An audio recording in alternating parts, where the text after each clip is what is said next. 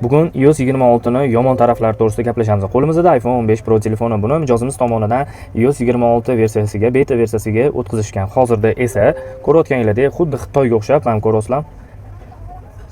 Xitoy telefoniga o'xshab qolgan. Hozir mijozimizga yoqmadi, vobshe musor dedilar. Asab minda mijozni, hattoki ko'rgilari kelmayapti. Shuning uchun hozir biz mijozimizga versiyasini orqaga qaytarib beramiz.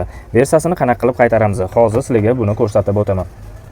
Demak, kompyuterimiz bulagandan keyin mana shu dastur kerak bo'ladi.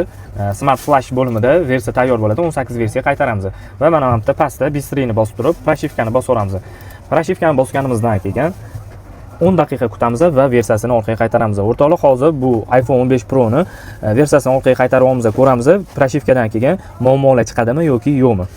Hozir o'rtoqlar, proshivkamiz 50% ga keldi. 100% bo'lgandan keyin ko'ramiz natijani.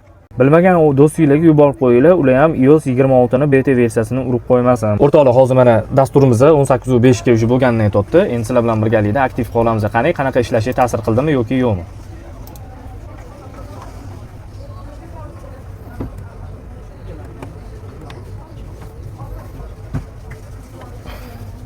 O'rtoqlar, versiyasini orqaga qaytardi. Bunaqa paytda Samsunglarda versiyaga orqaga qaytarsa bir xil mahal IMS ketib qoladi, lekin Apple'larda unaqa emas.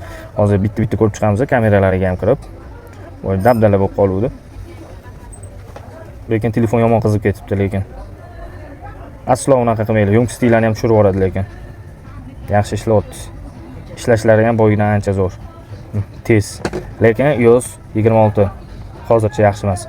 Kutib qolamiz yaxshi bo'lishini, yaxshi natijalarga erishishimizni.